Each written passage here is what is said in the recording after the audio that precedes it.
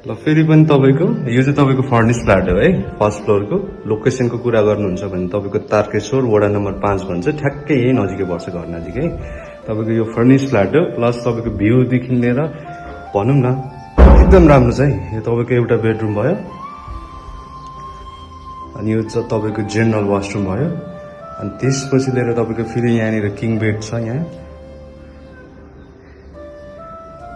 त्यसपछि लिएर किचन पनि धेरै उज्यालो छ है, तपाईँको पूर्व मोडा टाइपमा छ। अनि यहाँ चाहिँ तपाईँको रुम विथ अट्याच वासरुम हो है।